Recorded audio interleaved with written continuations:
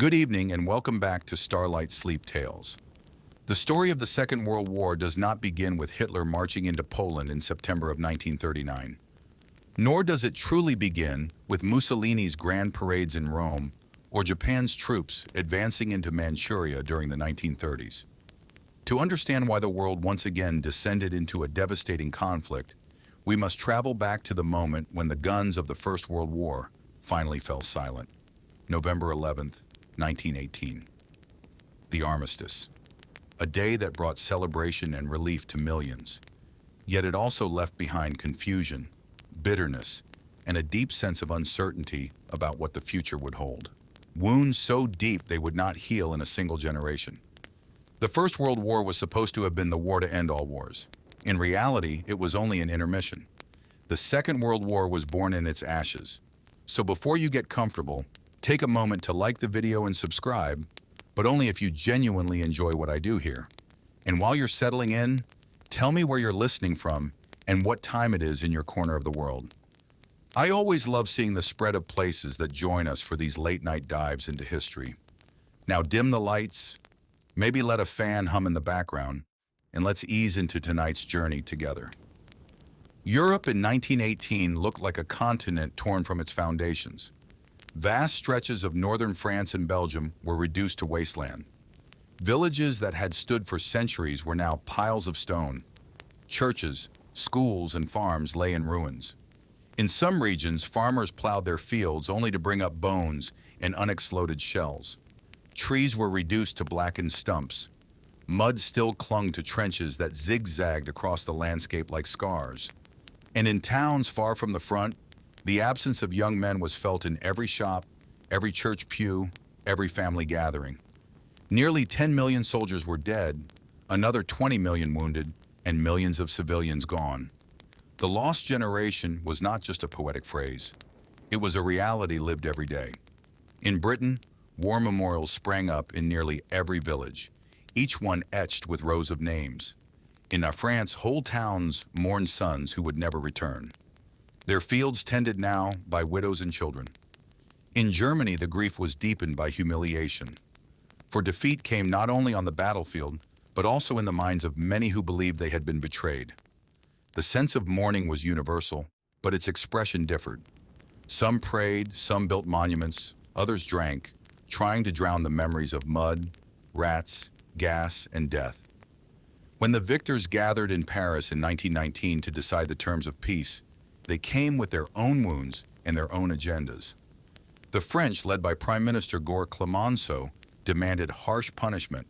France had been invaded twice in living memory, and Clemenceau wanted to make sure Germany could never rise again. The British, under David Lloyd George, tried to balance retribution with practicality, fearing that too much punishment might destabilize Europe. And the Americans, guided by President Woodrow Wilson, came with dreams of a new world order, a League of Nations, and self-determination for all peoples. These competing visions clashed in smoke-filled rooms and grand halls of Paris. The result was the Treaty of Versailles. For Germany, the treaty was devastating. It stripped the nation of its colonies in Africa and the Pacific. It reduced its army to 100,000 men, barely enough to maintain order at home, and forbade tanks, planes, and submarines. Its navy was gutted. The Rhineland, a vital industrial region, was to be demilitarized. Alsace were returned to France. The Polish corridor split Germany in two, severing East Prussia from the rest of the country. And looming above all else was reparations. 132 billion gold marks, a sum so large it could never realistically be paid. German politicians signed the treaty reluctantly under the threat of renewed invasion. Many saw it not as peace, but as humiliation. In cafes, in veterans clubs, in homes across the nation, bitterness took root.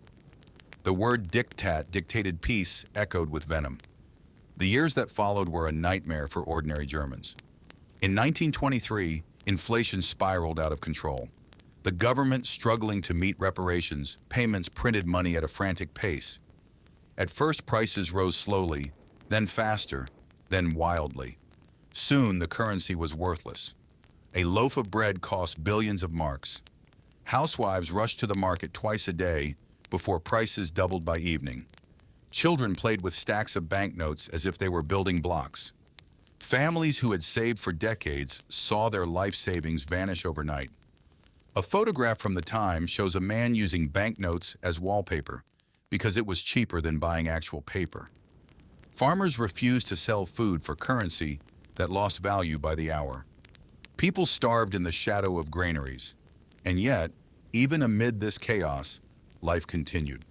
Couples still married, though rings were often made of tin. Schools tried to teach, though teachers went unpaid. Berlin cabarets pulsed with jazz and dance, imported from America, offering temporary escape from despair. Writers, painters, and thinkers flocked to the capital, producing daring works that challenged old traditions. But beneath the glitter of the so-called Golden Twenties lurked anger, humiliation, and longing for stability. Many Germans looked at their fragile democracy, the Weimar Republic, and saw weakness. The memory of order, even authoritarian order, began to feel tempting. Germany was not the only nation in turmoil. Across Europe, empires had crumbled. The Austro-Hungarian Empire was carved into new states: Austria, Hungary, Czechoslovakia, and Yugoslavia. The Ottoman Empire collapsed, leaving the Middle East divided into British and French mandates. The Russian Empire had already fallen to revolution in 1917, giving birth to the Soviet Union after years of civil war. Poland reappeared on the map after more than a century of absence. But these new borders drawn in the ink of diplomats ignored centuries of ethnic, religious, and linguistic divisions. Tensions simmered, waiting to explode. In Italy, victory in the war felt hollow. Italians have been promised territorial rewards for joining the Allies. But many of these promises were not kept. Discontent spread through factories and farms. Strikes erupted. Workers occupied factories. Landless peasants demanded reform. Into this chaos marched Benito Mussolini, a former socialist turned nationalist, with his black shirts and his rhetoric of strength, unity, and rebirth. In 1922, his march on Rome brought him to power as prime minister. Soon, Italy became the first fascist state, a model that would inspire others, including a young German veteran named Adolf Hitler. The scars of war were not only physical or political, they were deeply psychological. Veterans returned from the front carrying invisible wounds. Shell shock, what we now know as post-traumatic stress disorder, haunted them. Some stuttered uncontrollably. Others trembled at loud noises. Many could not speak of what they had seen. Families struggled to understand husbands, brothers, and sons who came home but were never truly the same. Writers like Erich Maria Remarque captured this despair in novels such as All Quiet on the Western Front, a story that painted the war not as glorious, but as senseless slaughter. The book resonated across borders, though in Germany it angered nationalists who claimed it dishonored the dead. Cemeteries multiplied across the continent. Rows upon rows of white crosses stretched into the horizon in Flanders and Normandy. Monuments were raised in town squares, engraved with names of the fallen, sometimes so many that entire communities seemed inscribed in stone. The rituals of mourning became part of daily life. Bells tolled each November 11th, and schools observed moments of silence.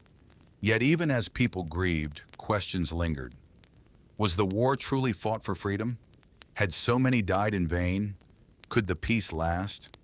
Or was another storm already gathering? In Britain, the empire seemed intact, yet cracks appeared. Colonies that had contributed men and resources demanded recognition and self-rule. In India, the independence movement gained momentum, inspired by Mahatma Gandhi's calls for nonviolent resistance. In Ireland, war and rebellion led to the creation of the Irish Free State in 1922, a wound that reshaped the British Isles. France, though victorious, was exhausted. Its fields were scarred, its treasury drained. It built the Maginot Line, a vast chain of fortifications along its border with Germany, hoping to prevent another invasion. But the line was more psychological comfort than true defense. The United States, having entered the war late but decisively, emerged as a global power.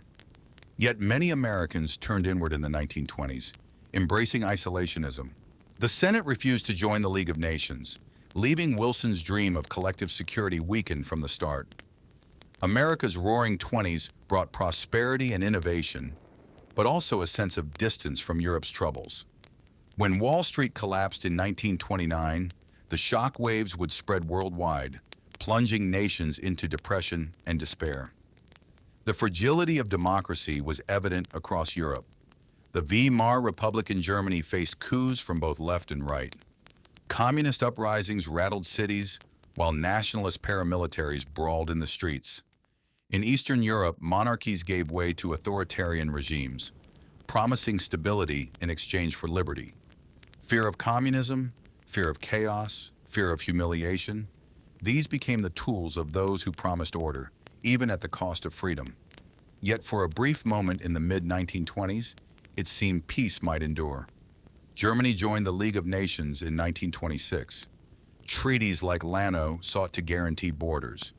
The Doors Plan and later the Young Plan restructured reparations, bringing loans from America that temporarily stabilized the German economy.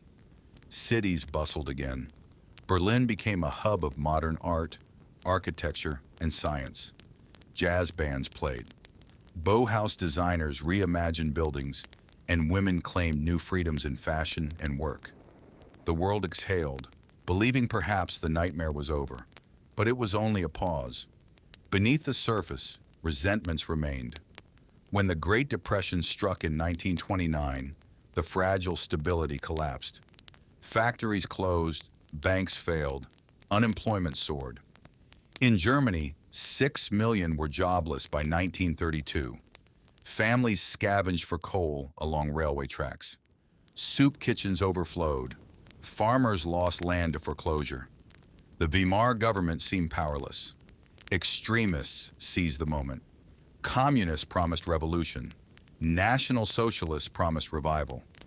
Crowds gathered in beer halls listening to Adolf Hitler's fiery speeches about betrayal, humiliation, and rebirth. The swastika spread across banners and armbands. Hope and hatred mingled in equal measure. Elsewhere, authoritarianism gained ground.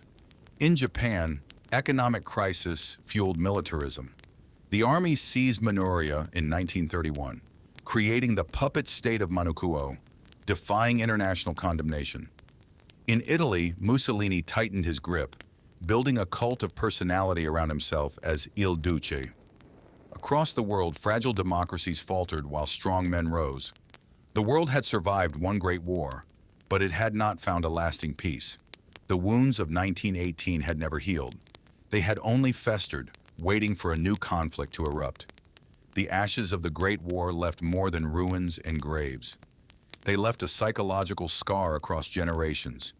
They left bitterness in Germany, fear in France, exhaustion in Britain, ambition in Italy, and revolution in Russia.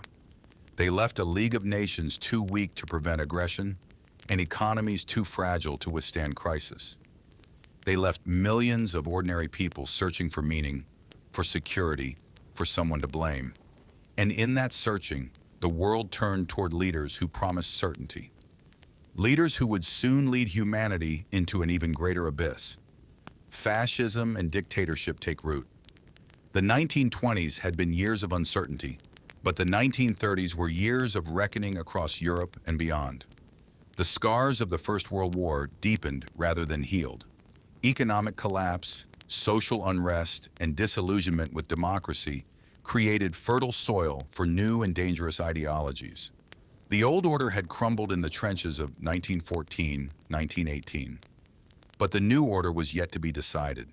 Into this vacuum stepped strong men, charismatic, ruthless, and unyielding, who promised not compromise, but certainty. They promised revival, not debate, and they demanded obedience in exchange for salvation. This was the birth of fascism and dictatorship, and it would reshape the world. Italy was the first great experiment. At the end of the First World War, Italy had been counted among the victors. Yet it felt cheated. Promises made by Britain and France during the war. Territorial rewards for joining the Allies had not been fulfilled. Italians called it the mutilated victory. Soldiers who had bled in the Alps and along the Isonzo returned to poverty, unemployment, and disillusionment. Strikes broke out in factories. Farmers occupied estates demanding land reform. Socialist parties gained strength, alarming industrialists and landowners. The fragile Italian government seemed powerless to contain the unrest. In the chaos, a former socialist turned nationalist seized his chance. Benito Mussolini was not born into wealth or privilege. The son of a blacksmith, he had grown up in a modest home in northern Italy. A fiery speaker, he had once supported socialism, but by the end of the war, he reinvented himself as a prophet of national rebirth. In 1919, he founded the Fasci di Combattimento, the fascist movement named after the fascists, the ancient Roman symbol of authority. His followers, known as black shirts, were ex-soldiers, disillusioned youths, and thugs who marched through towns, breaking strikes, attacking socialists, and parading with military discipline. To some, they looked like saviors. To others, they looked like bullies. But to Mussolini, they were the seeds of revolution. By 1922, Mussolini saw his moment. Italy's governments had collapsed in rapid succession, unable to deal with strikes and economic turmoil. The country was exhausted. In October, Mussolini organized the March on Rome, a show of force in which tens of thousands of black shirts descended on the capital. They did not overthrow the state by violence. Rather, they intimidated it into submission. King Victor Emmanuel III, fearful of civil war, invited Mussolini to form a government. Within a few years, Mussolini dismantled democracy. Opposition parties were banned, censorship was imposed, and the state declared itself a dictatorship. Mussolini proclaimed himself Il Duce, the leader. His regime glorified the Roman Empire, held mass rallies, and promised that Italy would rise again as a great power. The world had witnessed the birth of fascism. In Germany, the path was slower but more explosive. The Weimar Republic, born from the ashes of the war, was fragile from the start. Its very existence was tainted by association with defeat and the hated Treaty of Versailles. Politicians who signed the treaty were branded traitors, accused of stabbing the nation in the back. Hyperinflation in 1923 had left scars that no one forgot. The fragile stability of the late 1920s, propped up by American loans, collapsed like a house of cards when Wall Street crashed in 1929. By 1932, 6 million Germans were unemployed. Farmers lost land, workers lost jobs, families scavenged for food. Democracy seemed powerless to respond. Amid the despair rose Adolf Hitler. Born in Austria in 1889, Hitler had been a failed artist rejected by Vienna's art mies. He had drifted through life until the Great War, when he served as a soldier on the Western Front. He was wounded, decorated, and embittered by Germany's defeat. After the war, he remained in the army and was sent to spy on small political groups. One of these was the German Workers' Party, a tiny nationalist movement.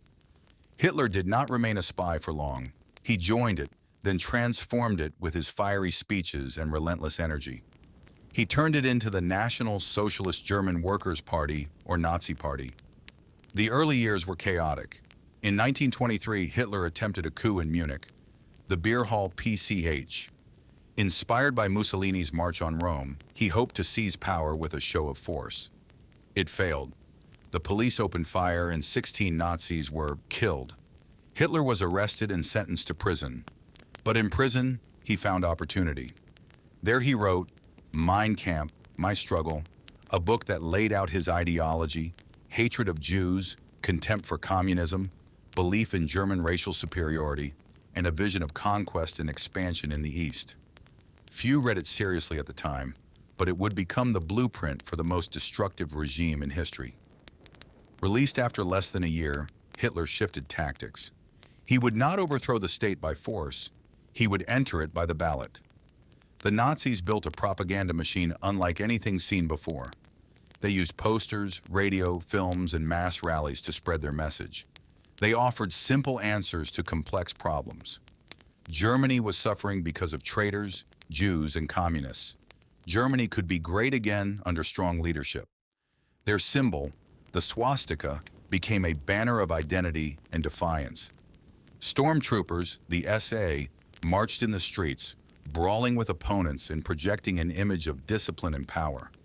Slowly, the party grew from a fringe movement to a mass phenomenon. When the Depression struck, the Nazis' appeals soared. By 1932, they were the largest party in the Reichstag. In January 1933, after backroom deals and political maneuvering, President Hindenburg appointed Hitler as chancellor. Within months, a fire destroyed the Reichstag building. The Nazis blamed communists, spread fear of revolution, and persuaded the government to pass emergency laws granting Hitler dictatorial powers. Democracy ended with a legal vote. By the summer of 1933, the Nazi Party was the only legal party in Germany. Hitler was Führer leader, and the Third Reich was born. While Italy and Germany pioneered fascism, another kind of dictatorship was tightening its grip in the East. The Soviet Union, born from the Russian Revolution of 1917, was still young and fragile in the 1920s. After the death of Vladimir Lenin in 1924, a struggle for power erupted within the Communist Party. The winner was Joseph Stalin. Short, mustached, and seemingly unremarkable, Stalin proved to be one of the most ruthless leaders in history. He eliminated rivals through cunning, manipulation, and terror. Leon Trotsky, his most prominent opponent, was exiled, then later assassinated in Mexico with an ice pick. By the early 1930s, Stalin was unchallenged master of the Soviet Union. Stalin's rule transformed the Soviet Union into a state of fear. He launched massive industrialization drives, forcing peasants into collective farms. Millions resisted and millions starved, particularly in Ukraine during the Holodomor famine of 1932-1933. At the same time, Stalin's secret police carried out purges, arresting, torturing, and executing those accused of being enemies of the people. The Gulag system expanded, sending millions to forced labor camps in Siberia. Yet despite the terror, Stalin achieved rapid industrial growth. Factories, dams, and railways rose across the Soviet landscape. The Soviet Union became a modern power, but at an almost unimaginable human cost. Meanwhile, across the world in Asia, Japan was undergoing its own transformation. After the major restoration of the 19th century, Japan had modernized rapidly, defeating Russia in 1905 and joining the ranks of world powers. In the First World War, it fought alongside the Allies, seizing German possessions in the Pacific. But by the 1930s, Japan faced economic depression and growing militarism. Civilian governments struggled to control an increasingly aggressive army. In 1931, Japanese officers staged the Mukden Incident, a staged railway explosion that provided a pretext to invade Manchuria. The civilian government tried to stop them, but the army acted independently. Manchuria was seized and the puppet state of Manchukuo was established. The League of Nations condemned the action, but did nothing. Japan simply withdrew from the League. The lesson was clear: aggression would go unpunished. What united these regimes, Italy's fascism, Germany's Nazism, Stalin's communism, and Japan's militarism, was their rejection of democracy. They despised compromise, debate, and pluralism. They glorified strength, obedience, and unity. They created cults of personality, elevating their leaders into near-divine figures. Mussolini was Il Duce, Hitler was Führer, Stalin was the Man of Steel, and Japan's Emperor Hirohito was revered as a living god. Propaganda saturated daily life. Children were taught to chant slogans. Newspapers printed only approved words. Radios carried only the voices of the regime. Art, architecture, and film were harnessed to glorify the state. For ordinary people, life under these regimes was a mixture of fear and belonging. To oppose the state was dangerous arrest, imprisonment, or worse. But to go along offered a sense of identity, purpose, and stability. After years of chaos, uncertainty, and humiliation, many found the simplicity of the message appealing. Obey the leader, follow the nation, and the future will be secure. Not everyone believed, but enough did to make resistance difficult. And those who did not believe often stayed silent, afraid of consequences. By the 1930s, the world was dividing. Democracies in Britain, France, and the United States were weakened by economic crisis and political division. Authoritarian powers in Italy, Germany, the Soviet Union, and Japan were rising, bold, and aggressive. The League of Nations, created to preserve peace, proved powerless. When Italy invaded Ethiopia in 1935, the League protested but took no meaningful action.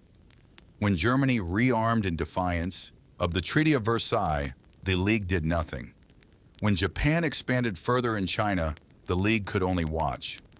The old dream of collective security was collapsing. The rise of fascism and dictatorship was not inevitable, but it was understandable. The First World War had left wounds that democracy struggled to heal.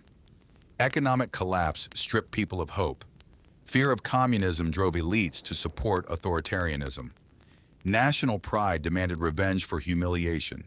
Propaganda offered simple answers to complex problems. And human beings, weary of uncertainty, longed for strong leaders who promised clarity and action. These regimes did not seize power by force alone. They were welcomed by many who believed they were the solution. In that choice lay the tragedy of the age. By the end of the 1930s, the stage was set. Fascist Italy dreamed of empire in Africa. Nazi Germany plotted revenge against Versailles. Stalin's Soviet Union armed itself in paranoia. Japan sought domination of Asia. The democracies hesitated, divided and uncertain. The dictators had risen, and soon they would test the world with fire, the world in crisis. The decade of the 1930s opened not with hope, but with despair. The global economy had collapsed. The fragile democracies of Europe faltered, and the promises of peace from 1919 rang hollow. All across the world, men and women felt as if they were living through the unraveling of civilization itself. The First World War had shattered the old empires. The Great Depression seemed to be finishing off whatever stability remained. In this crisis, extremism thrived. Moderate voices were drowned out by the loud, the angry, and the uncompromising. The world was sick, and it seemed only ruthless physicians claimed to have the cure. The Great Depression began in the United States with the Wall Street crash of October 1st, 1929. But its effects rippled outward with unstoppable force. America had been the financial engine of the post-war world, providing loans to Germany to pay reparations, to Britain and France to rebuild, and to countless other nations to stimulate trade. When the markets collapsed, that lifeline was severed. Banks failed, factories closed, trade ground to a halt. By the early 1930s, unemployment in Germany soared to 6 million, in Britain to 3 million, in the United States to 15 million. Families sold furniture for food. Men wandered city streets searching for work that did not exist. Soup kitchens overflowed. Children fainted in classrooms from hunger. For many, the Depression felt like a betrayal. Had they not already endured the Great War? Had they not been promised peace, prosperity, and stability? Instead, they were faced with hunger and uncertainty. Trust in democratic governments seen as weak, indecisive, and corrupt plummeted. The crisis opened the door wider for extremists. In Germany, the Nazis offered scapegoats and slogans. In Italy, Mussolini boasted that fascism alone could provide strength. In Japan, military leaders argued that conquest was the only way to feed the nation. And in the Soviet Union, Stalin promised that communism, however brutal, was the future. In Germany, the collapse of the economy was catastrophic. Families that had clung to hope after the humiliation of Versailles now lost everything. Farmers saw their crops fetch nothing on the market. Factories stood silent, chimneys cold. Beggars lined the streets of Berlin and Hamburg. The Weimar Republic, already fragile, was paralyzed. Successive governments rose and fell in rapid succession. Politicians argued and the Reichskas tugged while outside. Unemployed workers marched and paramilitary groups brawled. democracy seemed incapable of addressing the crisis. And in the chaos, Hitler's voice grew louder. The Nazi Party capitalized on despair with ruthless efficiency. Their propaganda was simple. Germany's suffering was not an accident. It was a crime. The culprits, they insisted, were communists, Jews, and corrupt politicians. Posters showed proud workers marching under the swastika, farmers smiling in golden fields, soldiers saluting the Führer. It was an image of order, strength, and rebirth. For millions, it was irresistible. By 1932, the Nazis were the largest party in the Reichstag. The world in crisis was handing them power. In the Soviet Union, the depression struck differently. Stalin's regime had already insulated itself from global capitalism, but the cost was enormous human suffering. His forced collectivization of agriculture in the early 1930s led to famine on a scale the world had never seen. In Ukraine, the Holodomor killed millions. Entire villages starved while grain was requisitioned for export. At the same time, Stalin launched his 5-year plans to industrialize at breakneck speed. New steel mills, factories, and railways rose, often built with forced labor. The gulags swelled with prisoners, kulaks, political opponents, intellectuals, anyone deemed an enemy of the state. For Stalin, crisis